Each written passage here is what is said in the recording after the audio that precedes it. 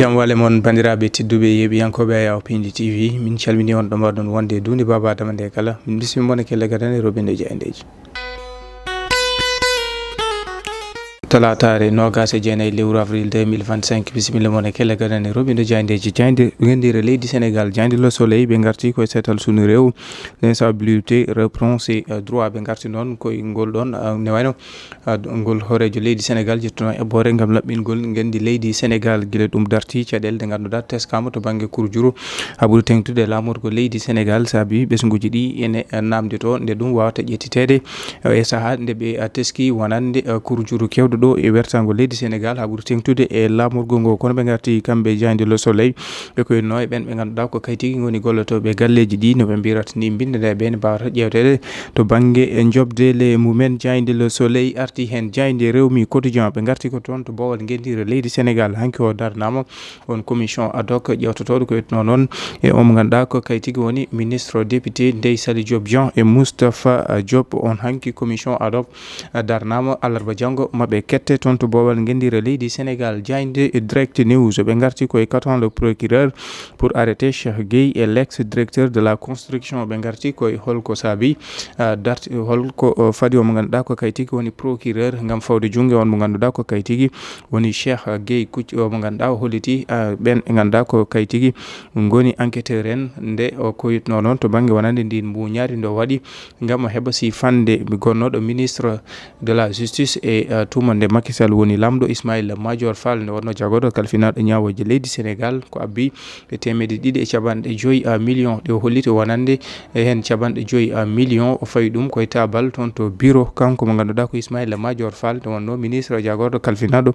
ñawoje tawtorede o mo ganduɗa ko kayitigi woni Mohamed Anas El Bachir gonnoɗo directeur des constructions et tuma tigui nde wonno e on poste jaynde Tribune Quotidien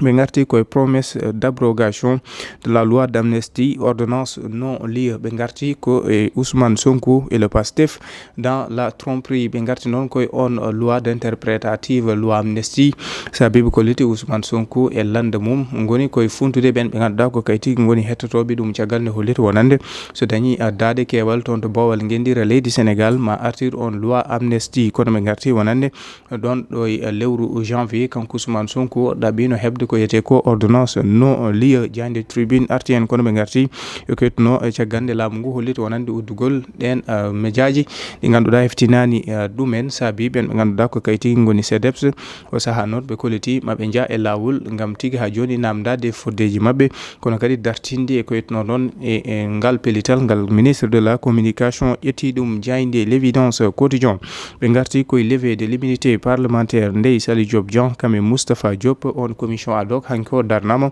toon to bowal gendire leydi Sénégal maɓe kuccir e ɓen ɓe ganduɗa ko sarɗiyankoɓe alarba janggo yiide jaynde L'Évidence kono ɓe garti e haare hakkude ɓe ganduɗa ko eleweɓe eaux et forêt en kam e gendarme saabi omo ganduɗa ko kaytigi woni Daouda Ngom ko kañum Touba caggal noon cuumu ladde ganduɗa kadi heeɓi wadde toon to Djibelor toon to diwan bo Casamance jaynde L'Évidence arti hen jaynde L'Observateur ɓe garti ko e kan haala ka ganduɗa waɗi hakkude mo ganduɗa ko kay woni Cheikh Gueye kam e omo ganduɗa kaytigi woni Ismaïla Madior Fall kan haala kopreje tolniɗe e temedde ɗiɗi e capanɗe joyyi million kopreje men franc CFA ɗum saabi ne wayno rebrepti ha yettima toon to direction des impôts et des domaines ɓe garti to banggue guyka leydi tawi tuma ɗon ko hakkude mo ganduɗa ko kaytigi gonnoɗo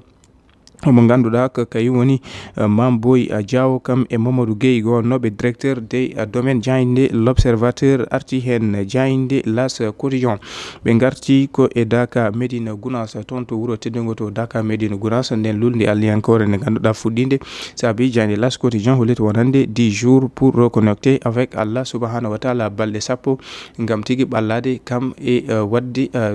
ha joni wurtinde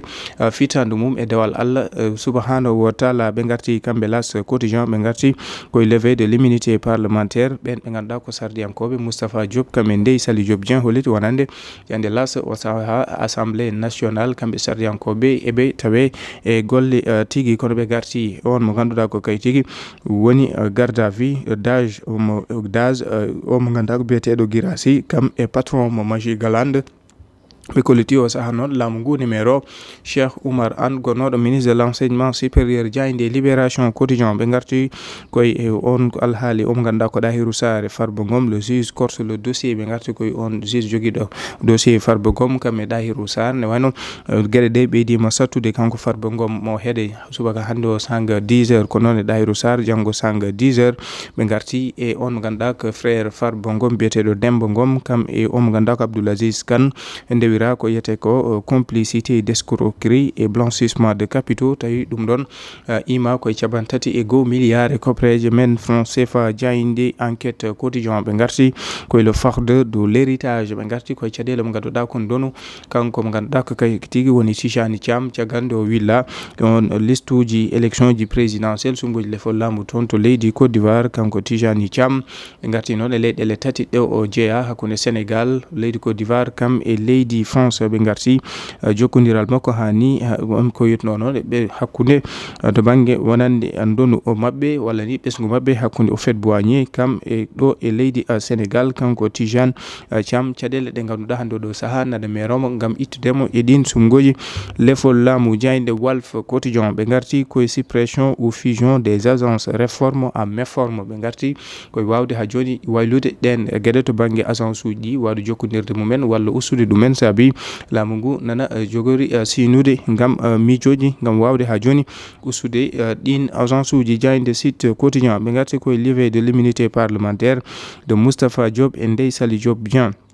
la 15e législature presse le pas ɓe garti koye ndeɗo haralde sappo e joyɓire ɗin sardiyankoɓe toon to Bowal guendira leydi Sénégal ɓe kucci koye ittugol wuute hormo Moustapha Diop e Ndeye Saly Diop Dieng rewaɓe ko yitno noon e fond force covid 19 dirtinde koppareje saabi hanke o commission ad hoc waɗama installé darnama ñande alarba janggo maɓe keɗe ɗin ɓe ganduɗa ko kay tigui woni Ndeye Saly Diop Dieng kam e Moustapha Diop e yiide jayde Sud Quotidien jayde le quotidien ɓe garti ko yitno to banggue wonande fermeture des médias non conformes la presse face à un écran noir ɓe garti koye dilloɓe presse kucciti koye on écran noir caggal nde laamu ngu holliti wonande uddugol ɗin médiaji ɗi ganduɗa heftinani darde mumen saabi ɓen ɓe ganduɗa ko CDEPS kolliti moɓodiral gam tigui huccidde laamu ngu kono namdade foddeji mumen ɓe garti e lebbi sappo e tati to banggue mémorandum artude tongude caɗele ɗeɓe keeɓi lebbi sappo e tati e gargol Lamou Bassirou Diomaye Diakhar Faye e wondiɓe mum le quotidien arti ha joni e omo ganduɗa ko kay tigui woni Moustapha Diop e Ndeye Saly Diop Dieng janggo o maɓe keɗe toon to Bowal guendire leydi Sénégal assemblée nationale e yiide jayde le quotidien bandiraɓe tedduɓe yeɓiyankoɓe a yaw Pindi TV ɗum woni komin dominnomon e kelle ganede robinde jaydeji subaka hande o adi men ko janggo so hawre welede Allah.